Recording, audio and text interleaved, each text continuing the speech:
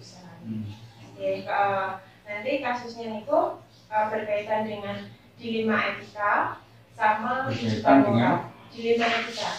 Dilema etika. Jadi dilema etika itu nanti ada 4, ada kebenaran lawan dengan kesetiaan. Kemudian ada jangka pendek lawan jangka panjang. Ada keadilan lawan dengan rasa kasihan. Kemudian ada individu lawan kelompok. Nah, kalau tujuan moral itu kan berkaitan dengan benar dan salah. Nah, ini saya mulai pertanyaannya. Atau Pak Toko mungkin mau perkenalan dulu. Bismillahirrahmanirrahim. Assalamualaikum warahmatullahi wabarakatuh. Alhamdulillah. Kita kenalkan, saya Pak Sutopo, Kepala SMK Negeri 25. Dalam hal ini adalah untuk membimbing calon guru penggerak atas nama Ima Fitratul Azizah. Ima Fitratul Azizah untuk guru mapel IPA di SMK Negeri 25. Nah, kaitan dengan hal tersebut, saya memohonkan untuk Bu Ima ini terus senantiasa menekuni di bidangnya, khususnya di bidang pendidikan, karena pada umumnya semua guru-guru yang aktif mengikuti daripada pola perkembangan yang dianjurkan oleh pemerintah, pada dasarnya nanti akan tidak ketinggalan dan akan memenuhi tuntutan, khususnya dalam ini adalah muaranya ke siswa. Jadi kalau kompetensi yang dimiliki oleh guru itu senantiasa terus diupdate, dengan sendirinya siswa pun akan mengikuti perkembangan itu. Jadi untuk itu, karena di sini ada beberapa banyak siswa yang guru yang ikuti DGP, diantaranya adalah untuk meminta daripada interview wawancara.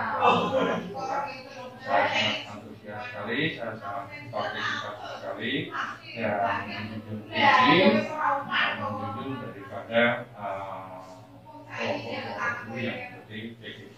Saya kira itu perkenalan dari saya. Silakan. Assalamualaikum warahmatullahi wabarakatuh. Waalaikumsalam warahmatullahi wabarakatuh. Mungkin Bapak pertanyaan yang pertama, selama ini bagaimana Anda dapat mengidentifikasi kasus-kasus yang merupakan dilema etika atau bujukan moral? Dilema etika atau bujukan moral. Bagaimana Pak Toto itu bisa mengidentifikasi apakah kasus yang terjadi di sekolah itu termasuk dilema etika atau termasuk bujukan moral? Ini pada dasarnya itu permasalahan itu dalam suatu organisasi itu banyak ya, banyak sekali. Nah, untuk itu makanya harus memang bisa dibedakan. Terdapat mungkin ada yang misalkan kasus tapi muaranya adalah memang bukan untuk mendidik, tapi cenderung untuk egoisme atau objektivitas daripada kelompok itu sendiri. Misalkan contohnya daripada guru dalam menangani suatu siswa itu, guru itu sendiri tidak, katakanlah, kurang mencerminkan daripada objektivitas atau katakanlah menuju ke subjektivitas apa yang dimiliki oleh guru sendiri, tapi tidak sebesar-besarnya untuk kepentingan bersama, untuk kepentingan siswa itu sendiri. Nah, untuk itu makanya yang seperti itu adalah tidak diperkenalkan oleh guru yang sifatnya mungkin egoisme, jadi subjektif pada dirinya sendiri, individual sendiri, tapi tidak mencerminkan untuk objektivitas. Dalam satu organisasi, khususnya di sekolah, juga tidak ada tata tertib yang dikeluarkan oleh misalkan siswa dari kelompok Wakasis dan timnya sudah mengeluarkan aturan-aturan itu. Jadi untuk itu makanya memang harus dibedakan mana itu yang sifatnya esensial, khususnya etika, dan apakah itu sifatnya subjektif daripada guru itu sendiri. Terima kasih Bapak untuk jawabannya. Saya lanjutkan pertanyaan kedua ya Bapak. selama ini bagaimana Anda menjalankan pengambilan keputusan di sekolah Anda, terutama untuk kasus-kasus di mana ada dua kepentingan yang sama-sama benar atau sama-sama mengandung nilai kebajikan. Ya, memang sekarang itu satu pimpinan itu nggak bisa katakanlah egoisme atau katakanlah seperti zaman dulu itu istilahnya harus egonya yang besar gitu ya, gitu. Jadi ada beberapa bentuk mungkin khususnya yang misalkan egosentris, yang untuk kebersamaan, yang tidak untuk individu. Nah, pada dasarnya pimpin itu harus memang menyelami, ngomong pada kalau itu lingkupnya di pendidikan memang ngomong daripada siswa, ngomong daripada guru. Jadi kalau itu keputusan ya harus memperhatikan, harus mempertimbangkan, harus memperhatikan daripada apa kemauan dari siswa itu, apa kemauan daripada seluruh guru itu, baru kemudian diambil suatu follow up, diambil suatu kebijakan.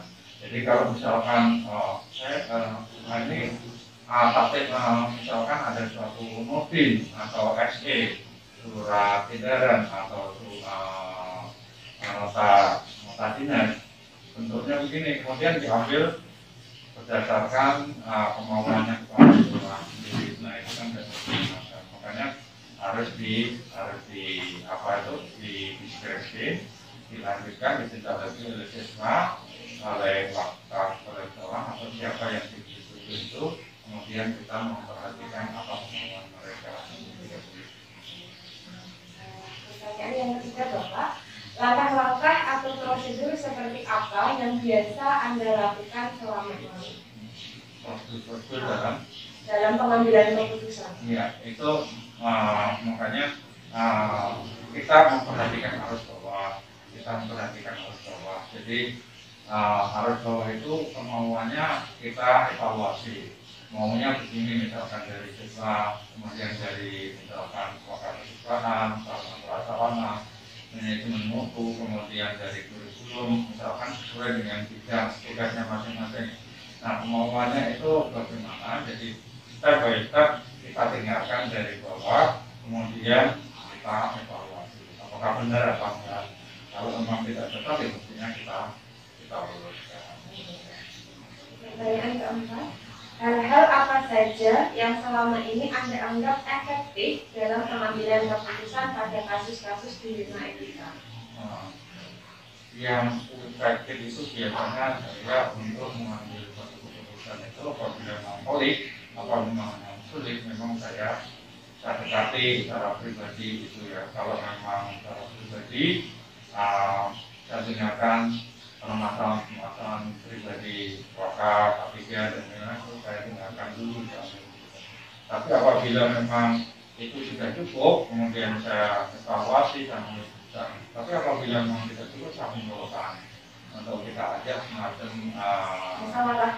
musyawarah apa kecil gitu ya, kecil mungkin tingkat manajemen atau kepala sekolah atau apikya, enaknya bagaimana diajak. Tapi apabila memang tidak diperlukan untuk rapat informal itu ya saya mendengarkan, saya panggil, saya dekati karena terkadang kalau dipanggil itu merasa bagaimana itu terlalu formal sekali, makanya saya dekati di luar ngomong pribadi atau mungkin pas gabung atau bagaimana itu untuk menyerap. Tapi kalau memang bisa kita rapat. Jadi rapat, kelompok musyawarah manajemen itu langkah-langkah yang terakhir ya, kalau seandainya secara individual, secara pribadi belum bisa tercapai keputusan yang bisa diambil, baru diadakan musyawarah bersama. Hal-hal apa saja yang selama ini merupakan tantangan dalam pengambilan keputusan pada kasus-kasus di lima etika? Tantangan-tantangan yang Pak Toko hadapi selama menjadi kepala sekolah dalam pengambilan keputusan. Tantangannya itu apabila tekanan atau misalkan kerja itu sulit untuk diajak kerjasama, ya, sulit untuk diajak kerjasama. Contohnya begini, sudah ada disposisi, ada SD, surat edaran atau ada mobil, kemudian ditindaklanjuti dengan disposisi. Nah, disposisi itu sudah diberikan kepada pihak, nah, yang sesuai. Tapi kalau dari jalan, gitu, nggak bisa jalan. Kemudian itu sudah di-share, nggak dihitung, nggak angkat, nggak ada respon, sudah dijawab, nggak ada respon.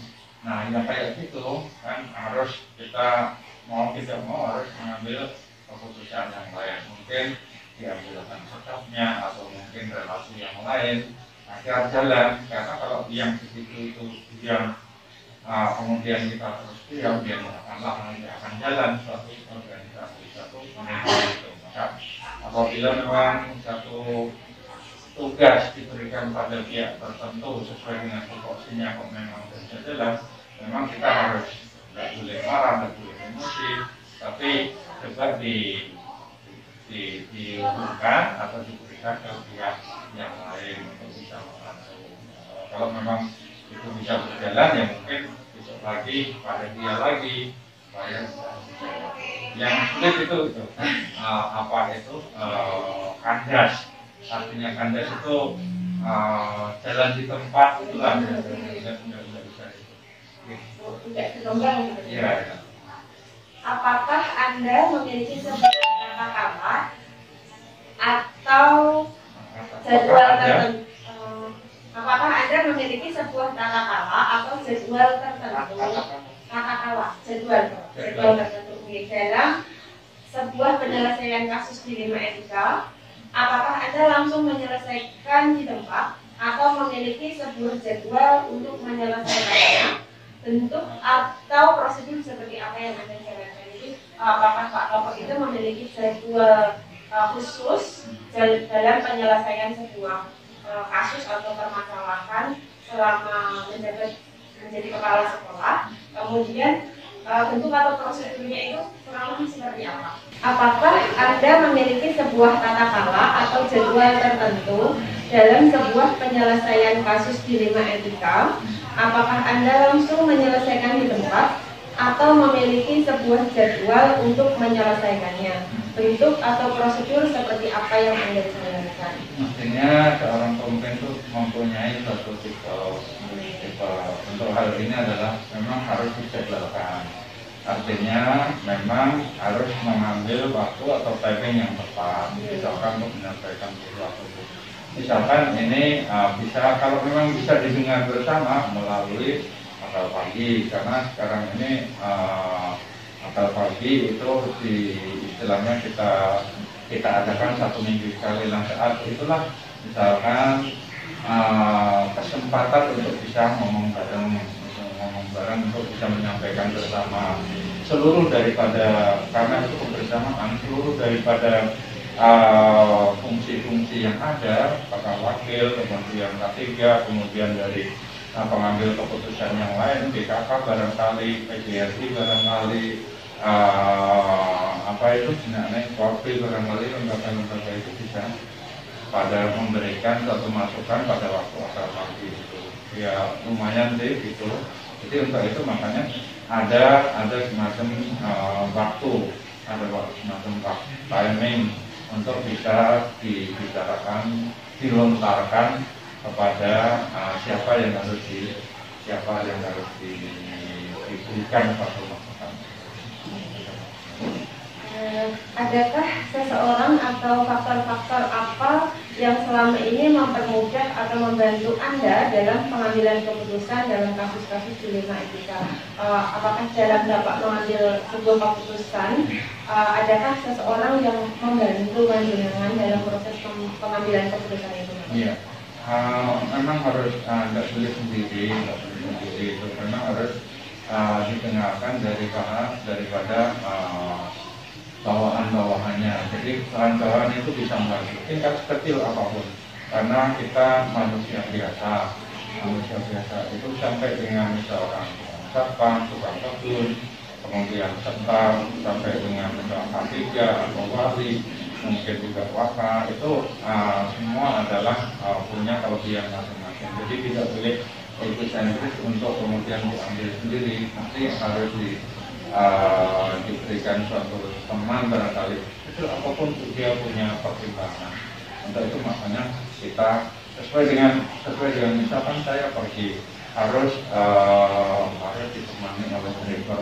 Nah, driver itu tentunya tahu keputusan baiknya ini Pak. Rasa sering kali itu dari pendapat teman itu masuk akal. Nah, yang masuk akal itu harus kita ambil sampai tidak bisa kemudian didiamkan pribadi, kemudian dilontarkan seenaknya. Saya kira itu kurang bisa humanisme lah, kurang bisa untuk kebaikan. Pertanyaan terakhir Bapak, dari semua hal yang telah Bapak sampaikan, pembelajaran apa yang dapat Anda petik dari pengalaman Anda dalam pengambilan keputusan di dilema etika? Ya, kalau memang semuanya sudah dirasa mampu dari masing-masing organisasi, masing-masing bagian itu memang merasa sudah diorangkan, diumumke gitu, dia akan merasa senang untuk bisa bekerja sama. Nah, untuk itu makanya kita dari staf yang ada, kemudian dari lanjut kepada wakilnya atau yang lainnya, daripada step yang ada itu kemudian kita ambil keputusan yang ada. Jadi katakanlah misalkan kalau itu sudah dilaksanakan tentunya kurang baik untuk keputusan yang akan diambil. Kan dapat saya simpulkan dalam pengambilan keputusan itu tidak bisa sendiri, jadi membutuhkan staf-staf atau wakil yang ada di sekolah untuk menyampaikan ide atau gagasan beliau yang tujuan dalam pengambilan keputusan itu mengarah kepada siswa, jadi semua demi kebaikan siswa. Itu Bapak. Ya. Terima kasih untuk waktunya Bapak, sudah bersedia berbincang-bincang dengan saya, menyelesaikan tugas wawancara yang diberikan, salah satu di tugas guru penggerak di modul 3.1, yaitu berkaitan tentang pengambilan keputusan berdasarkan nilai-nilai kebaikan. Terima kasih Bapak. Terima kasih ya. Mudah-mudahan sukses berhasil untuk acara guru penggerak. Assalamualaikum Bapak.